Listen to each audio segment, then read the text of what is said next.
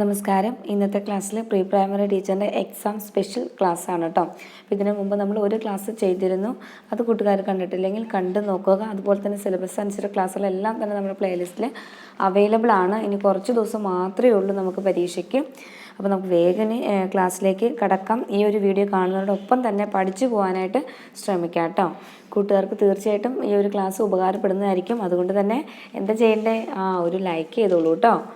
Okay, അപ്പം നമുക്കിനി ക്ലാസ്സിലേക്ക് കിടക്കാം. അപ്പോൾ ആദ്യത്തെ ഒരു ക്വസ്റ്റ്യനിൽ നിന്ന് നമുക്ക് തുടങ്ങാം. ഗാന്ധിയൻ വിദ്യാഭ്യാസ പദ്ധതിയുടെ പ്രസക്തി. ഗാന്ധിയൻ വിദ്യാഭ്യാസ പദ്ധതിയുടെ പ്രസക്തി എന്താണെന്ന്. ഓപ്ഷൻസ്: എ, ആത്മസാക്ഷാത്കാരത്തിനുള്ള വിദ്യാഭ്യാസ പദ്ധതി. ബി, പ്രശ്ന പരിഹരണത്തിനുള്ള വിദ്യാഭ്യാസ പദ്ധതി. സർവദേശീയ വിദ്യാഭ്യാസ പദ്ധതി. ഡി, തദ്ദേശീയമായ അടിസ്ഥാന വിദ്യാഭ്യാസ പദ്ധതി. ഏതായിരിക്കും ആൻസർ? ഗാന്ധിയൻ വിദ്യാഭ്യാസ പദ്ധതിയുടെ പ്രസക്തി. അപ്പോൾ ഞാൻ ആൻസർ പറയാണ്. ഞാൻ ജസ്റ്റ് ഓപ്ഷൻ വായിച്ചു എന്നുള്ളൂ. അപ്പോൾ ആൻസർ ഇതാണ്. ഇപ്പോൾ കൂട്ടുകാർ കാണാത്തതുകൊണ്ട് കൺഫ്യൂഷൻ തോന്നാലോ. അപ്പോൾ നേരെ ഞാൻ ആൻസർ അങ്ങോട്ട് പറയാം. ആൻസർ ഇതാണ്: തദ്ദേശീയമായ അടിസ്ഥാന വിദ്യാഭ്യാസ പദ്ധതിയാണ്. ഗാന്ധിയൻ വിദ്യാഭ്യാസ പദ്ധതിയുടെ പ്രസക്തി എന്താണ്? തദ്ദേശീയമായ അടിസ്ഥാന വിദ്യാഭ്യാസ പദ്ധതിയാണ്. അപ്പോൾ ഗാന്ധിജിയുടെ വിദ്യാഭ്യാസ ദർശനങ്ങൾ എന്തൊക്കെയാണെന്ന് ജസ്റ്റ് ഒന്ന് നമുക്ക് നോക്കി വയ്ക്കാം. അപ്പോൾ ഇതിനു മുമ്പ് നമ്മൾ പഠിച്ചതാണ് കേട്ടോ. അപ്പോൾ പഠിച്ച കൂട്ടുകാർക്കാണെങ്കിൽ പെട്ടെന്ന് കേൾക്കുമ്പോൾ പെട്ടെന്ന് ആൻസർ കിട്ടാനായിട്ട് അത് ഹെൽപ്ഫുള്ളാവും. കാരണം നമ്മൾ സിലബസ് അനുസരിച്ചുള്ള ക്ലാസ്സിൽ ഗാന്ധിയൻ ദർശനമൊക്കെ പറഞ്ഞേക്കണതാണ് കേട്ടോ. അപ്പോൾ നമ്മൾ ആദ്യം ഗാന്ധിജിനെ കുറിച്ച് ജസ്റ്റ് ഒന്ന് പറഞ്ഞേക്കാം. ഗാന്ധിജി 1869 ഗുജറാത്തിലെ പോർബന്തറിൽ ജനിച്ചു. ജസ്റ്റ് കേട്ടിരുന്നാൽ മതി കേട്ടോ. ഈ ഇയറൊന്നും ചോദിക്കത്തില്ല. ഗാന്ധിജി ജനിച്ചത് എവിടെയാണെന്ന് നമുക്കറിയാം. എവിടെയാണ്? പോർബന്തറിലാണ്. പിന്നെ 1893 മുതൽ 20 വർഷത്തോളം ദക്ഷിണാഫ്രിക്കയിൽ താമസിച്ച് വർണ്ണവിവേചനത്തിനും അടിമത്തത്തിനുമെതിരെ പ്രവർത്തിച്ചു. 1915 ഇന്ത്യയിൽ തിരിച്ചെത്തി സാമ്രാജ്യത്വ വിരുദ്ധ പോരാട്ടങ്ങൾക്ക് നേതൃത്വം നൽകി. അതോടൊപ്പം വിദ്യാഭ്യാസ പ്രവർത്തനങ്ങളും ആരംഭിച്ചു. ഇനി ഏറ്റവും ഇമ്പോർട്ടൻ്റ് ആയിട്ട് ഓർത്തിരിക്കേണ്ട ഒരു പദ്ധതിയാണ് വർധ പദ്ധതി അഥവാ നയീം താലീം പദ്ധതി എന്നൊക്കെ പറയും. അത് വന്ന വർഷം എന്നാണ്? 1937 എന്നാണ്. 1937. അതൊന്ന് നോട്ട് ചെയ്തോ കേട്ടോ. ഏതാണ് വർധ പദ്ധതി? വർധ പദ്ധതി എന്നാണ്? 1937. നയീം താലീം എന്നൊക്കെ പറയും. ഇനി ഗാന്ധിജിയുടെ വിദ്യാഭ്യാസ ദർശനങ്ങളെ കുറിച്ചിട്ടാണ് നമ്മൾ അടുത്തത് പറയാനായിട്ട് പോകുന്നത്. വിദ്യാഭ്യാസം എന്നതുകൊണ്ട് ഗാന്ധിജി അർത്ഥമാക്കുന്നത് മനസ്സ്, ശരീരം, ആത്മാവ് എന്നിവയിലെ എല്ലാ നന്മകളുടെയും പരിപൂർണ പ്രകാശനമാണ്, അല്ലാതെ കേവലമായ അക്ഷരാഭ്യാസമല്ല. എന്താണ് ഗാന്ധിജി വിദ്യാഭ്യാസം എന്നതുകൊണ്ട് എന്താണ് അർത്ഥമാക്കുന്നത്? മനസ്സ്, ശരീരം, ആത്മാവ് എന്നിവയിലെ എല്ലാ നന്മകളുടെയും പരിപൂർണ പ്രകാശനമാണ്, അല്ലാതെ കേവലമായ അക്ഷരാഭ്യാസമല്ല. ആത്മസാക്ഷാത്കാരമാണ് വിദ്യാഭ്യാസത്തിൻ്റെ പരമമായ ലക്ഷ്യം എന്ന് പറഞ്ഞത് ആരാണ്? മഹാത്മാഗാന്ധിജിയാണ്. വളരെ ഇമ്പോർട്ടൻ്റ് ആണ്. ഒരു പ്രീവിയസ് ക്വസ്റ്റ്യൻ ആണ്. ഇപ്പം അത് ആ ഒരു ക്വസ്റ്റ്യൻ ഇട്ട് കഴിഞ്ഞോന്ന് എനിക്ക് ഓർമ്മയില്ല. കാരണം നമ്മൾ അവിടെ നിന്നൊക്കെ ക്വസ്റ്റ്യൻ ഇട്ട് പോയേക്കണം. കാരണം 2022 ഈ ഒരു ക്വസ്റ്റ്യൻ ചോദിച്ചേക്കണതാണ്. ഏത്? ആത്മസാക്ഷാത്കാരമാണ് വിദ്യാഭ്യാസത്തിൻ്റെ പരമമായ ലക്ഷ്യം എന്ന് പറഞ്ഞത് ആരാണ്? ഗാന്ധിജിയുടെ വിദ്യാഭ്യാസ ദർശനങ്ങൾ വന്നിരുന്നത്. അപ്പോൾ ഗാന്ധിജിയാണ് എന്ത് പറഞ്ഞത്? ആത്മസാക്ഷാത്കാരമാണ് വിദ്യാഭ്യാസത്തിൻ്റെ പരമമായ ലക്ഷ്യമെന്ന് പറഞ്ഞത്. പ്രത്യേകമായിട്ട് ഓർത്തിരിക്കുക കേട്ടോ. നന്മ തിന്മകളെ വേർതിരിച്ചറിയാൻ പ്രാപ്തനാക്കാത്ത വിദ്യാഭ്യാസം നിഷ്പ്രയോജനമാണ്. ഗ്രാമത്തിലെ ദരിദ്രൻ്റെ പ്രശ്നങ്ങൾക്ക് പരിഹാരം കണ്ടെത്തുന്നതാവണം വിദ്യാഭ്യാസം. ഗ്രാമത്തിലെ ദരിദ്രൻ്റെ പ്രശ്നങ്ങൾക്ക് പരിഹാരം കണ്ടെത്തുന്നതാവണം വിദ്യാഭ്യാസം. ശരീരത്തിൻ്റെയും മനസ്സിൻ്റെയും ആത്മാവിൻ്റെയും സമന്വയത്തിലൂടെ സമ്പൂർണ്ണ വികാസം സാധ്യമാക്കലാണ് വിദ്യാഭ്യാസത്തിൻ്റെ ലക്ഷ്യം. എന്താണ് വിദ്യാഭ്യാസത്തിൻ്റെ ലക്ഷ്യം? ശരീരത്തിൻ്റെയും മനസ്സിൻ്റെയും ആത്മാവിൻ്റെയും സമന്വയത്തിലൂടെ സമ്പൂർണ്ണ വികാസം സാധ്യമാക്കലാണ് വിദ്യാഭ്യാസത്തിൻ്റെ ലക്ഷ്യം. വിദ്യാഭ്യാസം സാർവത്രികവും സൗജന്യവുമാകണം. വിദ്യാഭ്യാസം സൗജന്യമാക്കാനുള്ള പോംവഴി അതിനെ സ്വാശ്രയമാക്കലാണ്. കുട്ടികൾക്ക് പ്രതിഫലം ലഭിക്കുന്ന ഭാഗിക തൊഴിൽ കൂടി വിദ്യാഭ്യാസത്തിൻ്റെ ഭാഗമാക്കണം. എന്താണ് ആ പോയിന്റും കൂടി ഓർക്കണം. എന്താണ് വിദ്യാഭ്യാസം സൗജന്യമാക്കാനുള്ള പോംവഴി എന്താണ്? അതിനെ സ്വാശ്രയമാക്കലാണ്. കുട്ടികൾക്ക് പ്രതിഫലം ലഭിക്കുന്ന ഭാഗിക തൊഴിൽ കൂടി വിദ്യാഭ്യാസത്തിൻ്റെ ഭാഗമാക്കണം. അതായത് തൊഴിലധിഷ്ഠിത വിദ്യാഭ്യാസത്തിന് മുൻഗണന കൊടുത്തത്, അല്ലെങ്കിൽ തൊഴിലധിഷ്ഠിത വിദ്യാഭ്യാസം ആരാണ് ഇൻട്രൊഡ്യൂസ് ചെയ്തത്? നമ്മുടെ ഗാന്ധിജിയാണ്.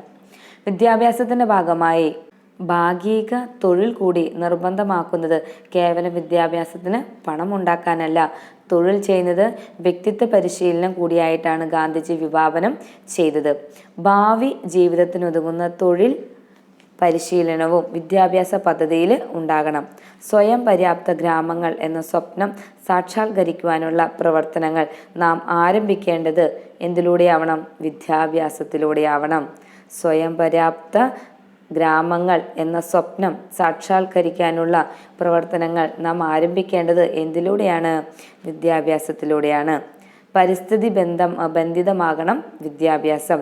പരിസ്ഥിതി ബന്ധിതമാകണം വിദ്യാഭ്യാസം.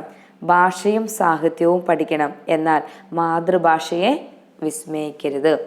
ഓക്കെ, അടുത്തൊരു ചോദ്യം ഇതാണ്: എന്താണോ വിലയിരുത്താൻ ഉദ്ദേശിച്ചത് അതുതന്നെ വിലയിരുത്താൻ കഴിയുക. മുകളിൽ പരാമർശിച്ചത് സിദ്ധിശോധകത്തിൻ്റെ ഏത് സവിശേഷതയാണ്? എന്താണോ വിലയിരുത്താൻ ഉദ്ദേശിച്ചത് അതു തന്നെ വിലയിരുത്താൻ കഴിയുക. മുകളിൽ പരാമർശിച്ചത് സിദ്ധിശോധകം, അതായത് അച്ചീവ്മെൻറ്റ് ടെസ്റ്റിൻ്റെ ഏത് സവിശേഷതയാണെന്ന്. ഓപ്ഷൻ സി സാധുത, വസ്തുനിഷ്ഠത, വിശ്വാസ്യത, വിവേചനം. ആൻസർ ഏതാണ്?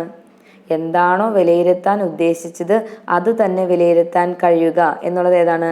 വാലിഡിറ്റി അഥവാ സാധുതയാണ്. ഓക്കെ, ഇതും ഈ ചോദിച്ചേക്കുന്നതല്ല കേട്ടോ പ്രീവിയസ് ക്വസ്റ്റ്യൻ. ഇതുമായി ബന്ധപ്പെട്ട ഒരു പ്രീവിയസ് ക്വസ്റ്റ്യൻ 2022 ചോദിച്ചിരുന്നു. അപ്പോൾ നമുക്ക് എന്താണ് അച്ചീവ്മെൻറ്റ് ടെസ്റ്റ് എന്നൊക്കെ ഒന്ന് പഠിക്കാം. അതുപോലെ തന്നെ നല്ല ശോധകങ്ങൾക്ക്, നല്ല ടെസ്റ്റുകൾക്ക് ഉണ്ടായിരിക്കേണ്ട സവിശേഷതകൾ, അതും ഇമ്പോർട്ടൻ്റ് ആണ്. അതും ഒന്ന് പഠിക്കാം. അപ്പോൾ എന്തായിരിക്കും ഈ അച്ചീവ്മെൻറ്റ് ടെസ്റ്റ് എന്ന് പറഞ്ഞു കഴിഞ്ഞാൽ, അഥവാ സിദ്ധി ശോധകങ്ങൾ എന്തായിരിക്കും? പഠിതാക്കൾ വിവിധ വിഷയങ്ങളിലായി അനേകം പഠന നേട്ടങ്ങൾ ആർജിക്കേണ്ടതുണ്ട്. നേരത്തെ ആസൂത്രണം ചെയ്ത തരത്തിൽ പഠന നേട്ടങ്ങൾ ആർജിച്ചോ എന്ന് വിലയിരുത്തുന്നതിനുള്ള ശോധകങ്ങളാണ് എന്ത്? സിദ്ധി ശോധകങ്ങൾ. എന്താണ്? നേരത്തെ ആസൂത്രണം ചെയ്ത തരത്തിൽ പഠന നേട്ടങ്ങൾ ആർജിച്ചോ എന്ന് വിലയിരുത്തുന്നതിനുള്ള ശോധകങ്ങളാണ് സിദ്ധി ശോധകങ്ങൾ അഥവാ അച്ചീവ്മെൻറ്റ് ടെസ്റ്റ് എന്ന് പറയുന്നത്. അതെങ്ങനെയൊക്കെ ആയിരിക്കാം? വാചികമാകാം, ലിഖിതമാകാം, നിർവഹണ രീതികളും ഈ ശോധകങ്ങൾ നടത്താം. Achievement test. ഓക്കെ, ഇനി അച്ചീവ്മെൻറ്റ് ടെസ്റ്റിന് ഉദാഹരണം ചോദിച്ചാൽ എങ്ങനെ പറയും? നമ്മൾ അസൈൻമെൻ്റ് ഒക്കെ കൊടുക്കുന്നില്ലേ, അതും ഒരു അച്ചീവ്മെൻറ്റ് ടെസ്റ്റിന് ഉദാഹരണമാണ്. സ്പെല്ലിംഗ് ടെസ്റ്റ്, ഇതെല്ലാം എന്തിന് ഉദാഹരണമാണ്? അച്ചീവ്മെൻറ്റ് ടെസ്റ്റിന് ഉദാഹരണമാണ്. ഇനി നല്ല ശോധകങ്ങൾക്കുണ്ടായിരിക്കേണ്ട സവിശേഷതകൾ എന്തൊക്കെയാണ് നല്ല ശോധകങ്ങൾക്ക്? ശോധകം എന്ന് പറഞ്ഞാൽ ടെസ്റ്റുകൾക്ക് സവിശേഷതകൾ എന്തൊക്കെ സവിശേഷതകൾ ഉണ്ടായിരിക്കണം? പഠന നേട്ടാധിഷ്ഠിതം, ലേണിംഗ് ഔട്ട്കം ബേസ്ഡ് ആയിരിക്കണം. സമഗ്രത, കോംപ്രിഹെൻസീവ്നെസ്, പിന്നെയോ വസ്തുനിഷ്ഠത, ഒബ്ജക്റ്റിവിറ്റി, സാധുത, വാലിഡിറ്റി, വിശ്വാസ്യത, റിയലബിലിറ്റി, വിവേചനം, ഡിസ്ക്രിമിനേഷൻ. 6 പോയിൻ്റാണുള്ളത്. നല്ല ശോധകങ്ങൾക്ക് ഉണ്ടായിരിക്കേണ്ട സവിശേഷതകൾ: ഒന്നാമത്തെ പഠന നേട്ടാധിഷ്ഠിതം, സമഗ്രത, വസ്തുനിഷ്ഠത, സാധുത, വിശ്വാസ്യത, വിവേചനം. ആദ്യത്തെ പോയിൻ്റാണ് പഠന നേട്ടാധിഷ്ഠിതം. എന്താണ് പഠന നേട്ടാധിഷ്ഠിതം? അതായത് ഇത്രേ ഉള്ളൂ, പഠന നേട്ടങ്ങൾ വിലയിരുത്താൻ പറ്റിയതാവണം. പഠന നേട്ടങ്ങൾ വിലയിരുത്താൻ പറ്റിയതായിരിക്കണം. ഇനി സമഗ്രത അഥവാ കോംപ്രിഹെൻസീവ്നെസ് എന്ന് പറഞ്ഞാൽ എന്താണ്? ഒരു യൂണിറ്റ് അല്ലെങ്കിൽ ഒരു പാഠത്തിലെ എല്ലാ പഠന നേട്ടങ്ങളുമായി ബന്ധപ്പെട്ട ചോദ്യങ്ങളുണ്ടാവണം. സമഗ്രത എന്ന് പറഞ്ഞാൽ എന്താണ്? ഒരു യൂണിറ്റ് അല്ലെങ്കിൽ ഒരു പാഠത്തിലെ എല്ലാ പഠന നേട്ടങ്ങളുമായി ബന്ധപ്പെട്ട ചോദ്യങ്ങളുണ്ടാവണം. ഇനി അടുത്തതാണ് വസ്തുനിഷ്ഠത, ഒബ്ജക്റ്റിവിറ്റി. എന്തായിരിക്കും വസ്തുനിഷ്ഠത എന്ന് പറഞ്ഞാൽ? ഒരു ചോദ്യത്തിന് ശരിയായ പല ഉത്തരങ്ങൾ ഉണ്ടാവാനായിട്ട് പാടില്ല. ഒരു ചോദ്യത്തിന് ഒരു ഉത്തരം, അതാണ് വസ്തുനിഷ്ഠത. ഇനി സാധുത, വാലിഡിറ്റി എന്ന് പറഞ്ഞാൽ എന്താണ്? നമ്മൾ നേരത്തെ പറഞ്ഞു തന്നെ, നമ്മുടെ ക്വസ്റ്റ്യൻ അതായിരുന്നു, എന്താണോ വിലയിരുത്താൻ ഉദ്ദേശിക്കുന്നത് അത് തന്നെ വിലയിരുത്താൻ കഴിയുക എന്നതാണ് ഏത്? വാലിഡിറ്റി അഥവാ സാധുത. എന്താണോ വിലയിരുത്താൻ ഉദ്ദേശിക്കുന്നത് അത് തന്നെ വിലയിരുത്താൻ കഴിയുക. അടുത്തതാണ് വിശ്വാസ്യത, റിയലബിലിറ്റി. ശോധകം നൽകുന്നതിൻ്റെ ഫലമായി ഒരു കുട്ടിയെ സംബന്ധിച്ച് കിട്ടുന്ന വിവരങ്ങൾ ഏറെക്കുറെ സ്ഥിരമായിരിക്കണം. ആ ഗുണമാണ് വിശ്വാസ്യത. എന്താണ്? ശോധകം നൽകുന്നതിൻ്റെ ഫലമായി ഒരു കുട്ടിയെ സംബന്ധിച്ച് കിട്ടുന്ന വിവരങ്ങൾ ഏറെക്കുറെ എങ്ങനെയായിരിക്കണം? സ്ഥിരമായിരിക്കണം. ആ ഗുണമാണ് എന്തെന്ന് പറയുന്നത്? വിശ്വാസ്യത എന്ന് പറയുന്നത്. ഇനി ലാസ്റ്റിലത്തെ പോയിന്റ്, 6ാമത്തെ പോയിന്റ് ഏതാണ്? വിവേചനം അഥവാ ഡിസ്ക്രിമിനേഷൻ. ഒരു ക്ലാസ്സിൽ വിവിധ നിലവാരത്തിലുള്ള പഠിതാക്കൾ ഉണ്ടായിരിക്കും. ഓരോരുത്തരുടെയും നിലവാരം വേർതിരിച്ച് അറിയാനായിട്ട് കഴിയണം. ശോധകത്തിൽ നിന്ന് കിട്ടുന്ന അളവുകൾ ഇതിന് പര്യാപ്തമായിരിക്കണം. ഈ ഗുണത്തെയാണ് എന്തെന്ന് വിളിക്കുന്നത്? വിവേചനം അഥവാ ഡിസ്ക്രിമിനേഷൻ എന്ന് പറയുന്നത്. എന്താണ്? ഒരു ക്ലാസ്സിൽ വിവിധ നിലവാരത്തിലുള്ള പഠിതാക്കൾ ഉണ്ടായിരിക്കണം. എല്ലാവരും ഒരേപോലെ ആയിരിക്കില്ല പഠിക്കുന്നത്, അല്ലേ? ചിലർ നന്നായിട്ട് പെട്ടെന്ന് പഠിക്കുന്നവരുണ്ടാവും, ചിലർ വളരെ സ്ലോയിൽ പഠിക്കുന്നവരുണ്ടാവും. അപ്പോൾ ഓരോരുത്തരുടെയും നിലവാരം വേർതിരിച്ചറിയാൻ കഴിയണം. ശോധകത്തിൽ നിന്ന് കിട്ടുന്ന അളവുകൾ ഇതിന് പര്യാപ്തമായിരിക്കണം. ഈ ഗുണത്തെയാണ് നമ്മൾ എന്ന് വിളിക്കുന്നത്? വിവേചനം അഥവാ ഡിസ്ക്രിമിനേഷൻ എന്ന് പറയുന്നത്.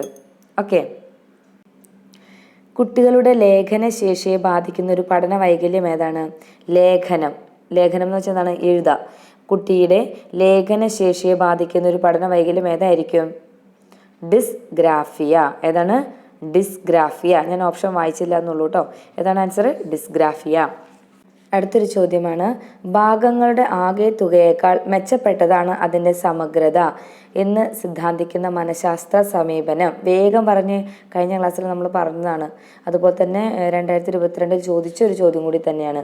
ഭാഗങ്ങളുടെ ആകെ തുകയേക്കാൾ മെച്ചപ്പെട്ടതാണ് അതിൻ്റെ സമഗ്രത എന്ന് സിദ്ധാന്തിക്കുന്ന മനഃശാസ്ത്ര സമീപനം ഏതാണ്? ഗസ്റ്റാൾട്ട് തിയറി അഥവാ ഗസ്റ്റാൾട്ട് സിദ്ധാന്തം. അപ്പോൾ നമ്മൾ കഴിഞ്ഞ ക്ലാസ്സിൽ പറഞ്ഞതാണ് ഗസ്റ്റാൾട്ട് സിദ്ധാന്തവുമായി ഏറ്റവും യോജിച്ച ഒരു പഠന പ്രശ്ന പരിഹരണ രീതിയാണ് എന്ത്? അന്തർദൃഷ്ടി എന്നൊക്കെ നമ്മൾ കഴിഞ്ഞ ക്ലാസ്സിൽ പഠിച്ചതാണ്. അപ്പോൾ ഗസ്റ്റാൾട്ട് തിയറിനെ കുറിച്ച് അതിൽ പറയാത്ത 1-2 കാര്യങ്ങളും കൂടി ഇതിൽ പറയാം. അപ്പോൾ പരിസരത്തിൻ്റെ സമഗ്രതയിൽ നിന്നുളവാകുന്ന ഉൾക്കാഴ്ചയാണ് പഠനത്തിന് നിദാനം എന്ന് കരുതുന്ന സമീപനമാണ് ഏത്? ഗസ്റ്റാൾട്ട് സിദ്ധാന്തം. നമ്മൾ നേരത്തെ പറഞ്ഞ പോലെ തന്നെ, അല്ലേ? പരിസരത്തിൻ്റെ സമഗ്രതയിൽ നിന്നുളവാകുന്ന ഉൾക്കാഴ്ചയാണ് പഠനത്തിന് നിദാനം എന്ന് കരുതുന്ന സമീപനമാണ് ഏത്? ഗസ്റ്റാൾട്ട് സിദ്ധാന്തം. ആരാണ് ഗസ്റ്റാൾട്ട് സിദ്ധാന്തത്തിൻ്റെ ആള്? മാക്സ് വെർത്തിമറാണ്. മാക്സ് വെർത്തിമറിൻ്റെ കൂടെ വേറെ ആരും കൂടി ഉണ്ട്? വോൾഫ്ഗാങ് കോഹ്ലർ, പിന്നെ ആരാണ്? Kurt Koffka. ഇവർ 3 പേര് ആരൊക്കെയാണ്? Max Wertheimer, Wolfgang Kohler, Kurt Koffka. Wertheimer, Kohler, Koffka. Wertheimer, Kohler, Koffka. Okay, തെറ്റിപ്പോയി പറഞ്ഞത്. ഏതാണ്? Wertheimer, Kohler, Koffka. ഇവർ 3 പേരുമാണ് എന്തിൻ്റെ വക്താക്കൾ? ഗസ്റ്റാൾട്ട് സിദ്ധാന്തത്തിൻ്റെ വക്താക്കൾ. അപ്പോൾ പ്രധാനമായിട്ട് ഏറ്റവും പ്രധാനപ്പെട്ടത് ആരാണെന്ന് ചോദിച്ചു കഴിഞ്ഞാൽ മാക്സ് വെർത്തിമറാണ്. ഓക്കെ. ഗസ്റ്റാൾട്ട് തിയറിയുടെ ഫൗണ്ടർ ആരാണെന്ന് ചോദിച്ചാൽ ആരാണ്? മാക്സ് വെർത്തിമറാണ്. ആരാണ്? മാക്സ് വെർത്തിമറാണ്. ഇനി പ്രധാന വക്താക്കൾ ആരൊക്കെയാണെന്ന് ചോദിച്ചു കഴിഞ്ഞാൽ വെർത്തിമറിൻ്റെ കൂടെ ആരുണ്ട്? കോഹ്ലറും കോഫ്കയും കൂടിയുണ്ട്. ഗസ്റ്റാൾട്ട് എന്നത് ഒരു ജർമ്മൻ പദമാണ്. അതിൻ്റെ മീനിങ് എന്ന് പറഞ്ഞു കഴിഞ്ഞാൽ രൂപഘടന എന്നാണ്. ഗസ്റ്റാൾട്ട് എന്നത് ഒരു ജർമ്മൻ പദമാണ്. അതിൻ്റെ മീനിങ് എന്താണ്? രൂപഘടന എന്നാണ്. പൂർണ്ണതയ്ക്ക് അതിൻ്റെ അംശങ്ങളെ അപേക്ഷിച്ചുള്ള സവിശേഷ രൂപഗുണത്തെ ഗസ്റ്റാൾട്ട് എന്ന് വിളിക്കാം. പൂർണ്ണതയ്ക്ക് അതിൻ്റെ അംശങ്ങളെ അപേക്ഷിച്ചുള്ള സവിശേഷ രൂപഗുണത്തെ എന്തെന്ന് വിളിക്കാം? നമുക്ക് ഗസ്റ്റാൾട്ട് എന്ന് വിളിക്കാം. അംശങ്ങളുടെ ആകെ തുകയേക്കാൾ മെച്ചപ്പെട്ടതാണ് സമഗ്രത. എന്താണ്? അംശങ്ങളുടെ ആകെ തുകയേക്കാൾ മെച്ചപ്പെട്ടതാണ് സമഗ്രത. സമഗ്രതയിലാണ് യഥാർത്ഥമായ അറിവ് ഉൽപ്പാദിപ്പിക്കപ്പെടുന്നത്. സമഗ്രതയിലാണ് യഥാർത്ഥമായ അറിവ് ഉൽപ്പാദിപ്പിക്കപ്പെടുന്നത്. പ്രത്യക്ഷണത്തെ, അതായത് പെർസെപ്ഷനെ അടിസ്ഥാനമാക്കിയുള്ള ഒരു മനോവിജ്ഞാന ശാഖയാണ് ഏത്? ഗസ്റ്റാൾട്ട് സിദ്ധാന്തം. പ്രത്യക്ഷണത്തെ അടിസ്ഥാനമാക്കിയുള്ള ഒരു മനോവിജ്ഞാന ശാഖയാണ് ഏത്? Gestalt psychology. ഒരു പ്രതിഭാസത്തിൻ്റെ സമഗ്ര അനുഭവമാണ് പ്രത്യക്ഷണത്തിൻ്റെ അടിസ്ഥാനമെന്നും ആര് വാദിക്കുന്നു? ഗസ്റ്റാൾട്ട് സൈക്കോളജിസ്റ്റുകൾ വാദിക്കുന്നു. ഒരു പ്രതിഭാസത്തിൻ്റെ സമഗ്ര അനുഭവമാണ് പ്രത്യക്ഷണത്തിൻ്റെ അടിസ്ഥാനമെന്ന് ഇവർ പറയുന്നു. ഓരോ വ്യക്തിയുടെയും ദൃശ്യപ്രപഞ്ചം വ്യത്യസ്തമായിരിക്കും. വ്യക്തിഗത അനുഭവമാണ് പഠനത്തിൻ്റെ അടിത്തറ നിർണ്ണയിക്കുന്നത്. ഓരോ വ്യക്തിയുടെയും ദൃശ്യപ്രപഞ്ചം, ഓരോ വ്യക്തി എങ്ങനെയായിരിക്കും കാണുക? വ്യത്യസ്തമായിട്ടായിരിക്കും കാണുക. ഞാൻ വിചാരിക്കണ പോലെ ആയിരിക്കില്ല നിങ്ങൾ ഓരോ കൂട്ടുകാരും വിചാരിക്കുന്ന അല്ലെങ്കിൽ ഓരോ കൂട്ടുകാരും കാണുന്നത്. അതുകൊണ്ട് തന്നെ വ്യക്തിഗത അനുഭവമാണ് പഠനത്തിൻ്റെ അടിത്തറ നിർണ്ണയിക്കുന്നത്. ഓക്കെ, അടുത്തത് വ്യവഹാരവാദത്തെ, അതായത് ഏതാണ് വ്യവഹാരവാദം? ബിഹേവിയറിസം സംബന്ധിച്ച് ശരിയല്ലാത്ത പ്രസ്താവന ചോദിച്ചേക്കുന്നത്. അപ്പം നമ്മൾ ശരിയല്ലാത്ത പ്രസ്താവന പഠിക്കുന്നതിനേക്കാൾ ശരിയായത്, അതായത് വ്യവഹാരവാദവുമായി ബന്ധപ്പെട്ട കാര്യങ്ങൾ നമുക്കൊന്ന് ആ ഒരു ക്വസ്റ്റ്യനിൽ തന്നെ പഠിച്ചു വയ്ക്കാം. എന്തായിരിക്കും വ്യവഹാരവാദം എന്ന് പറഞ്ഞു കഴിഞ്ഞാൽ? വ്യവഹാരങ്ങളെല്ലാം ചോദക പ്രതികരണ ബന്ധങ്ങളിൽ അധിഷ്ഠിതമാണ്. സ്റ്റിമുലസ് റെസ്പോൺസ് ബന്ധങ്ങളിൽ എന്താണ്? അധിഷ്ഠിതമാണ്. വ്യവഹാരങ്ങളെല്ലാം ചോദക പ്രതികരണ ബന്ധങ്ങളിൽ അധിഷ്ഠിതമാണ്. മനഃശാസ്ത്ര സിദ്ധാന്തങ്ങൾക്ക് പരീക്ഷണ നിരീക്ഷണങ്ങളെ അടിസ്ഥാനമുള്ള തെളിവുകൾ ആവശ്യമാണ്. മനഃശാസ്ത്ര സിദ്ധാന്തങ്ങൾക്ക് പരീക്ഷണ നിരീക്ഷണങ്ങളുടെ അടിസ്ഥാനത്തിലുള്ള തെളിവുകൾ ആവശ്യമാണ്. ചോദന പ്രതികരണങ്ങൾ തമ്മിലുള്ള അനുബന്ധമാണ് പഠനം.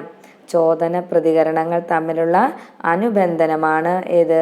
പഠനം. പിന്നെ അതിനകത്തുണ്ടായിരുന്നു ഓപ്ഷൻ ഇതായിരുന്നു. ഏതാണ്? ജീവികളെ നിരീക്ഷിച്ച് മനുഷ്യരുടെ വ്യവഹാരങ്ങളെക്കുറിച്ച് നിഗമനത്തിലെത്തിക്കുക സാധ്യമല്ല. ഈ വ്യവഹാരവാദം എന്ന് പറഞ്ഞാൽ എന്താണ്? ബിഹേവിയറിസത്തിൽ എന്താണ്? ഓരോ ആനിമൽസിനെ വെച്ചിട്ടാണ് അവർക്ക് ഓരോ എന്താ പറയുക ആനിമൽസിൽ ഓരോ പരീക്ഷണങ്ങൾ നടത്തിയിട്ടാണ് ഈ ഒരു തിയറി വന്നിരിക്കുന്നത്. അപ്പം അതിനകത്ത് ഈ പറഞ്ഞിരിക്കുന്ന ജീവികളെ നിരീക്ഷിച്ച് മനുഷ്യരുടെ വ്യവഹാരങ്ങളെക്കുറിച്ച് നിഗമനത്തിലെത്തിക്കുക സാധ്യമല്ല എന്ന് പറഞ്ഞാൽ എന്താണ്? അത് തെറ്റായിട്ടുള്ളൊരു കാര്യമാണ്. അതാണ് ഇവിടെ ആ ഒരു ചോദ്യത്തിൽ വരുന്ന ആൻസറായിട്ട് വരുന്നത്. അപ്പം ഇപ്പോൾ തോണ്ടേക്കാണെങ്കിലും കാറ്റിലാണ് പരീക്ഷണം നടത്തിയത്, പാവലോ അതേപോലെ ഡോഗിലാണ് പരീക്ഷണമൊക്കെ നടത്തിയത്. ഓക്കെ, ഇനി അടുത്ത ചോദ്യം ഇതാണ്. മാനവികതാവാദത്തിൻ്റെ പ്രധാന കാഴ്ചപ്പാടുകളിലൊന്ന് ഏത്? മാനവികതാവാദം, ഹ്യൂമാനിസം. ഓപ്ഷൻ എ, കുട്ടിക്ക് സ്വയം അറിവ് നിർമ്മിക്കാനുള്ള കഴിവുണ്ട്. ബി, സമൂഹവുമായി ഇടപഴകിക്കൊണ്ടാണ് അറിവ് നിർമ്മിക്കുന്നത്. സി, ആത്മസാക്ഷാത്കാരമാണ് മനുഷ്യ വ്യവഹാരങ്ങളുടെ പരമമായ ലക്ഷ്യം. ഡി, മനുഷ്യരുടെ അബോധ മനസ്സിലാണ് മാനസിക യാഥാർത്ഥ്യങ്ങൾ കുടികൊള്ളുന്നത്. മാനവികതാവാദത്തിൻ്റെ പ്രധാന കാഴ്ചപ്പാടുകളിലൊന്ന് ഏതാണ് ആൻസർ വരിക? ആത്മസാക്ഷാത്കാരമാണ് മനുഷ്യ വ്യവഹാരങ്ങളുടെ പരമമായ ലക്ഷ്യം. എന്താണ്? ആത്മസാക്ഷാത്കാരമാണ് മനുഷ്യ വ്യവഹാരങ്ങളുടെ പരമമായ ലക്ഷ്യം. അടുത്ത ചോദ്യം.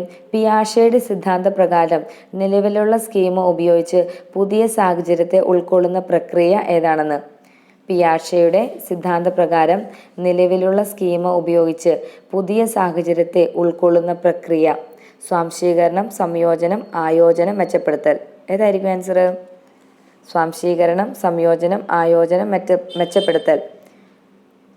ഏതായിരിക്കും ആൻസർ? നിലവിലുള്ള സ്കീം ഉപയോഗിച്ച് പുതിയ സാഹചര്യത്തെ ഉൾക്കൊള്ളുന്ന പ്രക്രിയ എന്താണ്? സ്വാംശീകരണമാണ്. ആൻസർ ഏതാണ്? സ്വാംശീകരണം. ഉദാഹരണമായിട്ട് പറഞ്ഞാൽ എങ്ങനെ പറയാം? അതായത് ചക്രത്തിൽ ഓടുന്ന കളിപ്പാട്ട വണ്ടികൾ. ഇപ്പം നമ്മുടെ കാറിന് 4 ടയർ ഉണ്ടല്ലേ, അത് ഉന്തി പഠിക്കുന്ന കുട്ടികൾ, അതായത് അതിങ്ങനെ ഓടിച്ചു വിടുന്ന കുട്ടിക്ക് എന്തായിരിക്കും? ചക്രമുള്ള മറ്റെന്ത് കളിപ്പാട്ടം കണ്ടാലും എന്തായിരിക്കും? അത് തള്ളി നീക്കാനായിട്ട് അവർ ശ്രമിക്കുന്നു. ഇതാണ് സ്വാംശീകരണം. അതായത് ഒരു പുതിയ സാഹചര്യത്തെ നേരിടുമ്പോൾ ആദ്യം നിലവിലുള്ള സ്കീമുകൾ എന്ത് ചെയ്യുന്നു? ഉപയോഗപ്പെടുത്താനാണ് ഒരു വ്യക്തി ശ്രമിക്കുക.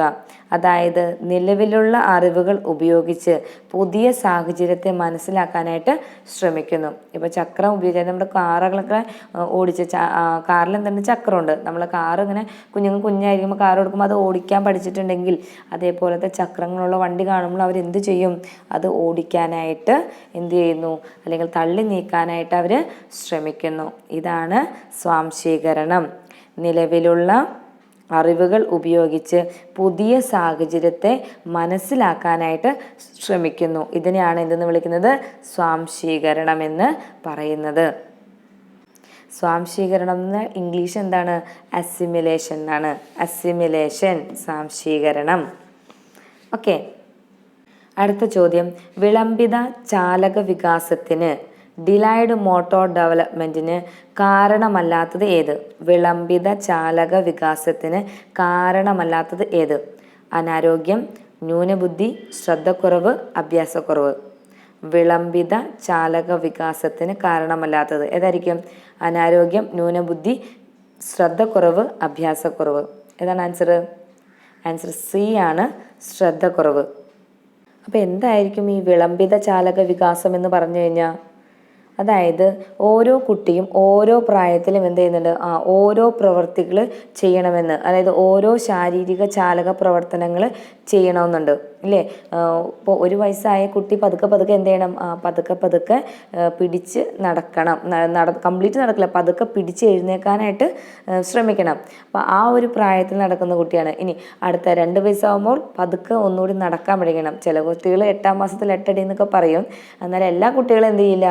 8ാം മാസത്തിൽ 8 അടിയൊന്നും വെക്കില്ല. അവർ പതുക്കെ എഴുന്നേറ്റ് നിൽക്കാനും പതുക്കെ വണ്ടിയൊക്കെ ഒന്ന് നമ്മൾ എന്താ പറയുക, വണ്ടി ഓടിക്കുന്ന അവിടെ നിന്ന് പിടിച്ചൊക്കെ നിർത്തി കഴിഞ്ഞാൽ പതുക്കെ ഒന്ന് തള്ളാനൊക്കെ ശ്രമിക്കത്തുള്ളൂ. എന്നാൽ ഒരു 2 വയസ്സായ കുട്ടി എന്തായിരിക്കും? നന്നായിട്ട് ഓടിക്കളിക്കണം അല്ലേ?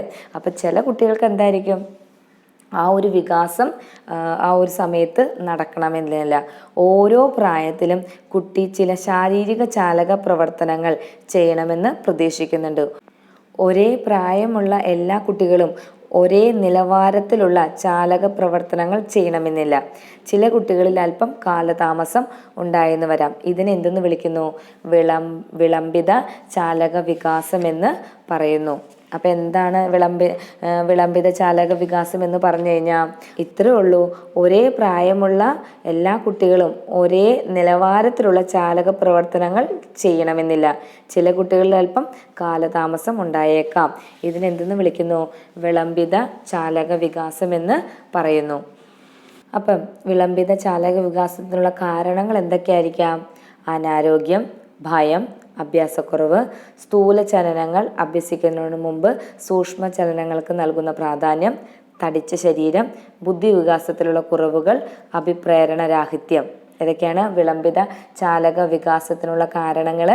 അനാരോഗ്യം, ഭയം, അഭ്യാസക്കുറവ്, സ്ഥൂല ചലനങ്ങൾ അഭ്യസിക്കുന്നതിന് മുമ്പ് സൂക്ഷ്മ ചലനങ്ങൾക്ക് നൽകുന്ന പ്രാധാന്യം, തടിച്ച ശരീരം, ബുദ്ധി വികാസത്തിലുള്ള കുറവുകൾ, അഭിപ്രേരണരാഹിത്യം.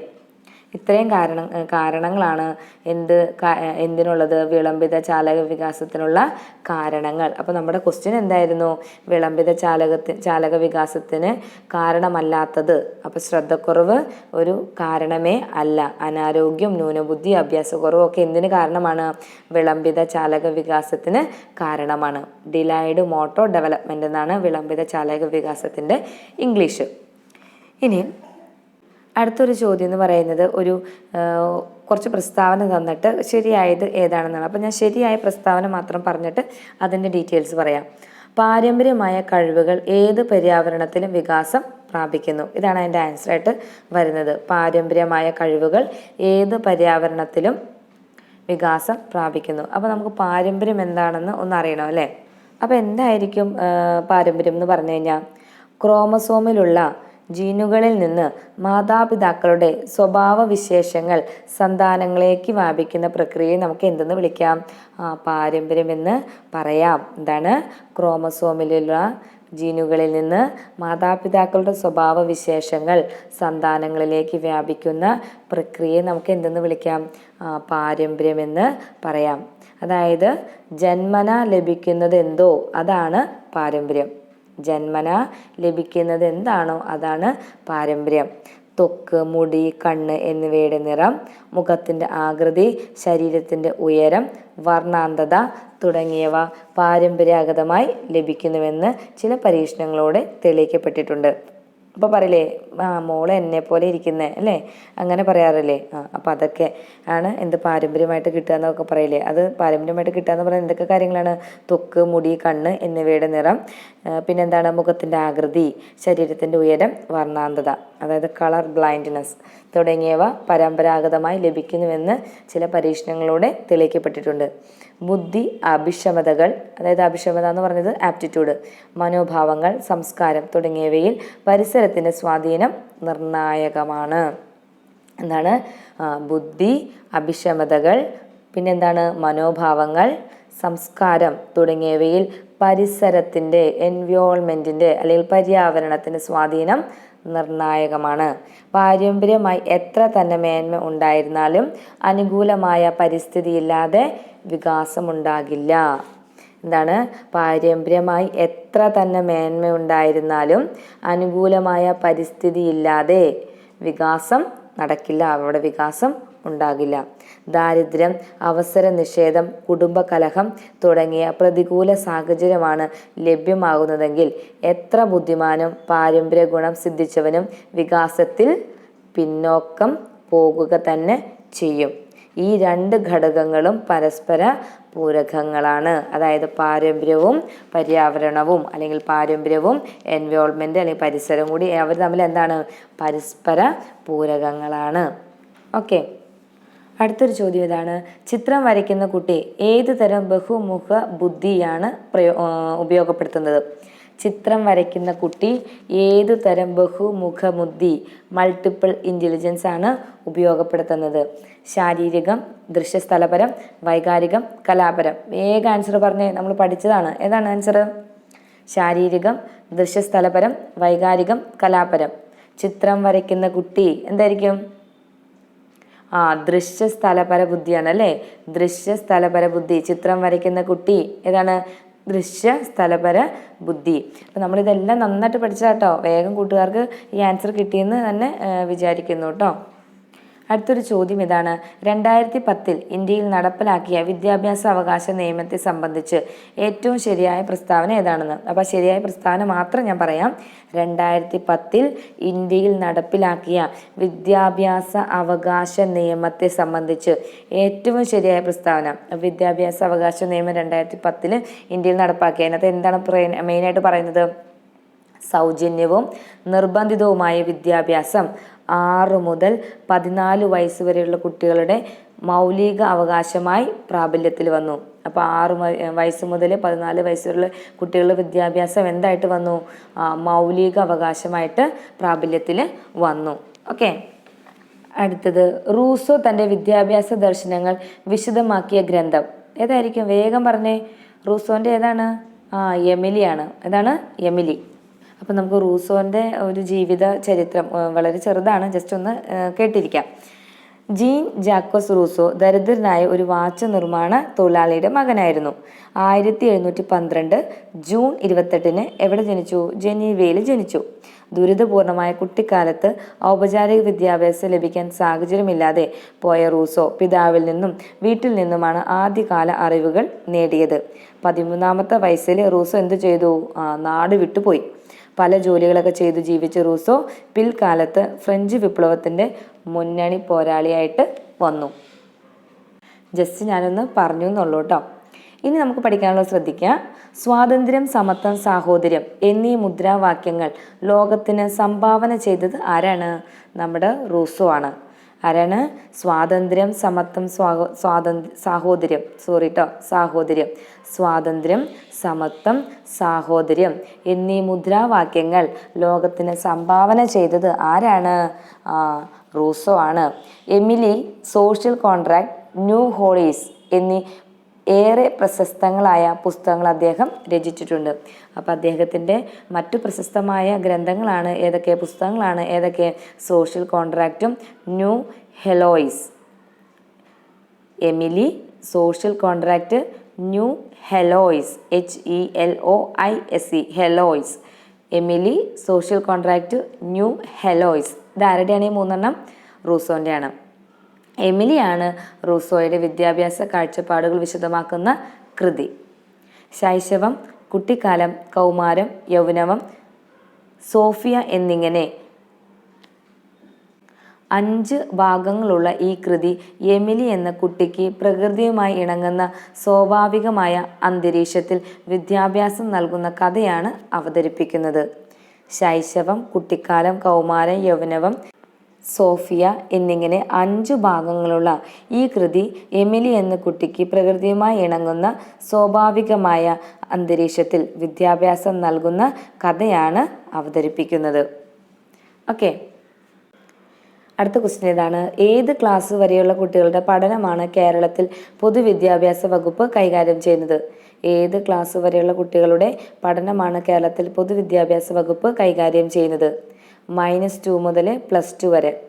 -2 മുതൽ +2 വരെ. അടുത്ത ചോദ്യം ഇതാണ്. ആശയ അവതരണ രീതി എന്തിനെ സൂചിപ്പിക്കുന്നു? ആശയ അവതരണ രീതി എന്തിനെ സൂചിപ്പിക്കുന്നു? പാഠഭാഗം അവതരിപ്പിക്കുന്ന രീതിയാണ് ഏത്? ആശയ അവതരണ രീതി എന്ന് പറയുന്നത്. പാഠഭാഗം അവതരിപ്പിക്കുന്ന രീതിയാണ് എന്ത്? ആശയ അവതരണ രീതി എന്ന് പറയുന്നത്. അടുത്തൊരു ചോദ്യം. മെനിഞ്ചൈറ്റിസ് ഏത് അവയവത്തെ ബാധിക്കുന്ന രോഗമാണ്? മെനിഞ്ചൈറ്റിസ് ഏത് അവയവത്തെ ബാധിക്കുന്ന രോഗമാണ്? ഏത് അവയവത്തെ ബാധിക്കുന്നതാണ്? തലച്ചോറിനെ ബാധിക്കുന്ന രോഗമാണ് മെനിഞ്ചൈറ്റിസ്. മസ്തിഷ്കത്തിലെ സ്തരപാളിയായ മെനിഞ്ചസിനുണ്ടാകുന്ന അണുബാധയാണ് ഏത്? മെനിഞ്ചൈറ്റിസ്. മസ്തിഷ്കത്തിലെ സ്തരപാളിയായ മെനിഞ്ചസിനുണ്ടാകുന്ന അണുബാധയാണ് എന്ത്? മെനിഞ്ചൈറ്റിസ്. മെനിഞ്ചൈറ്റിസ് രോഗനിർണയത്തിനുള്ള പരിശോധനയാണ് CSF പരിശോധന. CSF എന്ന് വെച്ച് കഴിഞ്ഞാൽ cerebro spinal fluid. CSF cerebro spinal fluid. മെനിഞ്ചൈറ്റിസിന് കാരണമാകുന്ന സൂക്ഷ്മാണുക്കളാണ് വൈറസ്, ഫംഗസ്, ബാക്ടീരിയ, പരാദങ്ങൾ. മെനിഞ്ചൈറ്റിസിന് കാരണമാകുന്ന സൂക്ഷ്മാണുക്കളാണ് വൈറസ്, ഫംഗസ്, ബാക്ടീരിയ, പരാദങ്ങൾ. അങ്ങനെയെങ്കിൽ പേവിഷബാധ എന്തിനെയാണ് ബാധിക്കുന്നത്? പേവിഷബാധ കേന്ദ്ര നാഡീവ്യൂഹത്തെയാണ് ബാധിക്കുന്നത്. പേവിഷബാധ കേന്ദ്ര നാഡീവ്യൂഹത്തെ ബാധിക്കുന്നു. മുഖങ്ങളെ തിരിച്ചറിയാൻ മസ്തിഷ്കത്തിന് കഴിയാതെ വരുന്ന അവസ്ഥയാണ് എന്ത്? പ്രോസോപഗോസിയ. മുഖങ്ങളെ തിരിച്ചറിയാൻ മസ്തിഷ്കത്തിന് കഴിയാതെ വരുന്ന അവസ്ഥ ഏതാണ്? പ്രോസോപഗ്നോസിയ. ഏതാണ്? പ്രോസോപഗ്നോസിയ. മസ്തിഷ്കത്തിലേക്ക് രക്തം വിതരണം ചെയ്യുന്ന ധമനികളിൽ രക്തം കട്ടപിടിക്കുന്നത് മൂലം അതിലൂടെ രക്തപ്രവാഹം തടസ്സപ്പെടുന്ന അവസ്ഥയാണ് സെറിബ്രൽ ത്രോംബോസിസ്. മസ്തിഷ്കത്തിലേക്ക് രക്തം വിതരണം ചെയ്യുന്ന ധമനികളിൽ രക്തം കട്ട പിടിക്കുന്നത് മൂലം അതിലൂടെ രക്തപ്രവാഹം തടസ്സപ്പെടുന്ന അവസ്ഥേനെയാണ് നമ്മൾ എന്ന് പറയുന്നത് സെറിബ്രൽ ത്രോംബോസിസ് എന്ന് പറയുന്നത്. അങ്ങനെയെങ്കിൽ സെറിബ്രൽ ഹെമറേജ് എന്തായിരിക്കും? മസ്തിഷ്കത്തിലേക്കുള്ള ഏതെങ്കിലും രക്തക്കുഴലുകൾ പൊട്ടുന്നതിൻ്റെ ഫലമായി ഉണ്ടാകുന്ന രക്തപ്രവാഹമാണ് എന്തെന്നറിയപ്പെടുന്നത്? സെറിബ്രൽ ഹെമറേജ് എന്ന് അറിയപ്പെടുന്നത്. മസ്തിഷ്കത്തിലേക്കുള്ള ഏതെങ്കിലും രക്തക്കുഴലുകൾ പൊട്ടുന്നതിൻ്റെ ഫലമായി ഉണ്ടാകുന്ന രക്തപ്രവാഹമാണ് ഏത്? Cerebral haemorrhage. ഇനി ശരീരത്തിന് മൊത്തമായോ ഭാഗികമായോ ചലനശേഷി നഷ്ടപ്പെടുകയോ പ്രതികരണശേഷി ഇല്ലാതാവുകയോ ചെയ്യുന്ന അവസ്ഥ ഏതാണ്? തളർവാദം. ശരീരത്തിന് മൊത്തമായോ ഭാഗികമായോ ചലനശേഷി നഷ്ടപ്പെടുകയോ പ്രതികരണശേഷി ഇല്ലാതാവുകയോ ചെയ്യുന്ന അവസ്ഥ ഏതാണ്? തളർവാദമാണ്.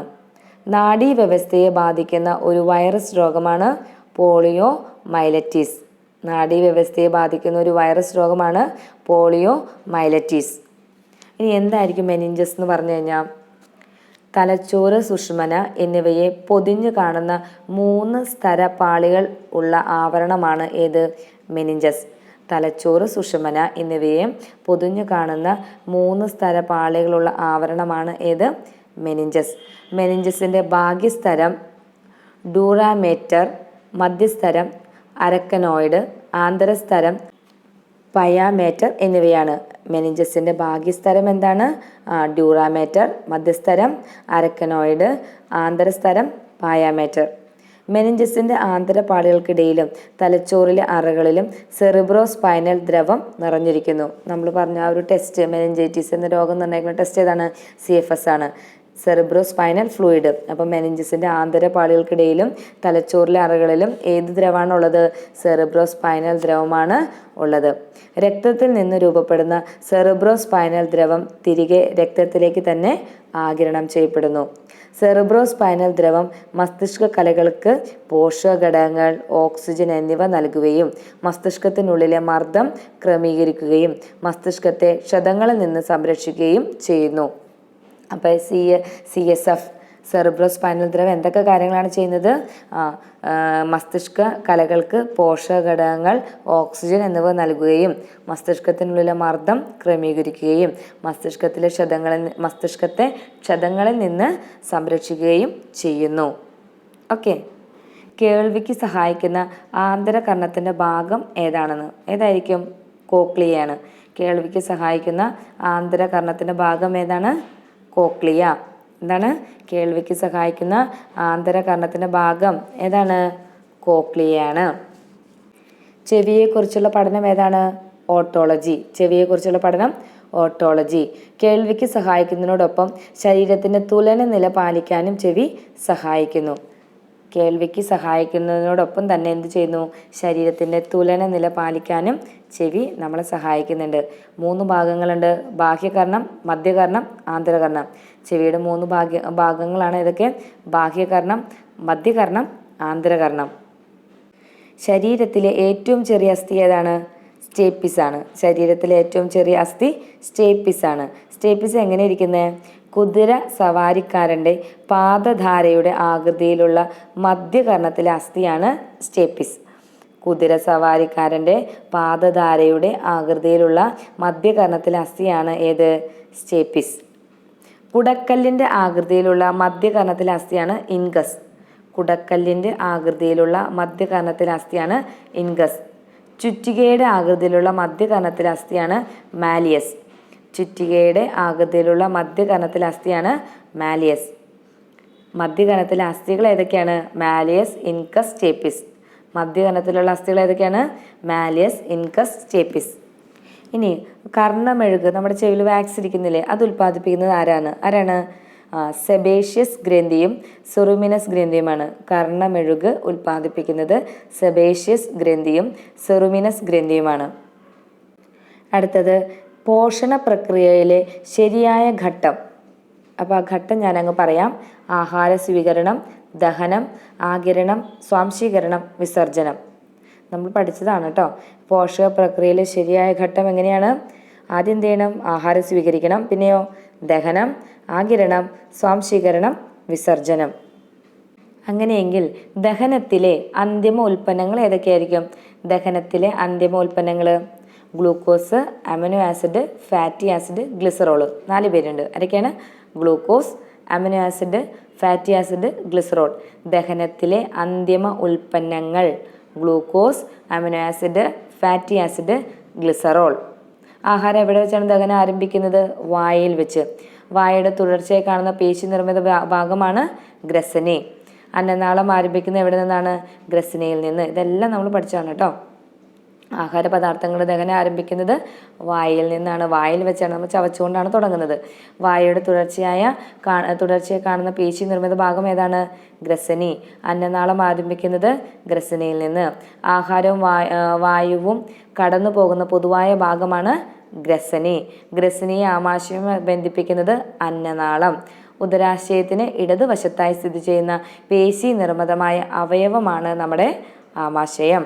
ഉദരാശയത്തിന് ഇടതുവശത്തായി സ്ഥിതി ചെയ്യുന്ന പേശി നിർമ്മിതമായ അവയവമാണ് ഏത്? ആമാശയം. ആമാശയത്തിൽ വെച്ച് ദഹനം എടുക്കുന്ന സമയം എത്രയാണ്? 4 മുതൽ 5 മണിക്കൂർ വരെ. എന്നാണ് ആമാശയത്തിൽ വച്ചുള്ള ദഹനം പൂർത്തിയാകാൻ എത്ര സമയം എടുക്കും? 4 മണി മുതൽ 5 മണിക്കൂർ വരെ. 4 to 5 മണിക്കൂർ വരെ. 4 മണി എന്നല്ല കേട്ടോ, 4 മണിക്കൂർ മുതൽ 5 മണിക്കൂർ. ആഹാരത്തിലെ പോഷകാംശം അധികവും രക്തത്തിലേക്ക് ആഗിരണം ചെയ്യപ്പെടുന്നത് എവിടെ വെച്ചാ? ചെറുകുടലിൽ വെച്ച്. ആമാശയ ഗ്രന്ഥികൾ ഉൽപ്പാദിപ്പിക്കുന്ന ദഹനരസം ആമാശയ രസം. ആമാശയ ഗ്രന്ഥികൾ ഉൽപ്പാദിപ്പിക്കുന്ന ദഹനരസം ആമാശയ രസം. ആമാശയത്തിലെ ആസിഡ് ഏതാണ്? Hydrochloric acid, HCl. ആമാശയത്തിലെ ആസിഡ് ഏതാണ്? Hydrochloric acid. ആമാശയത്തിലെ ദഹന പ്രക്രിയയ്ക്ക് അനുയോജ്യമായ രീതിയിൽ pH നിയന്ത്രിക്കുകയും ഭക്ഷണത്തിലെ രോഗാണുക്കളെ നശിപ്പിക്കുകയും ചെയ്യുന്നത് ആരാണ്? നമ്മുടെ ഹൈഡ്രോക്ലോറിക് ആസിഡാണ്. ആമാശയത്തിലെ ദഹന പ്രക്രിയയ്ക്ക് അനുയോജ്യമായ രീതിയിൽ pH നിയന്ത്രിക്കുകയും ഭക്ഷണത്തിലെ രോഗാണുക്കളെ നശിപ്പിക്കുകയും ചെയ്യുന്നത് ആരാ? നമ്മുടെ ഹൈഡ്രോക്ലോറിക് ആസിഡാണ്, HCl. ഓക്കെ, അപ്പോൾ ഇന്നത്തെ ക്ലാസ്സിൽ ഇത്രേ ഉള്ളൂ കേട്ടോ. അപ്പോൾ ഇന്നത്തെ ക്ലാസ് കൂട്ടുകാർക്ക് ഉപകാരപ്പെട്ടെന്ന് കരുതുന്നു. നമുക്ക് അടുത്ത ക്ലാസ്സിൽ കാണാം. Okay, thanks for watching.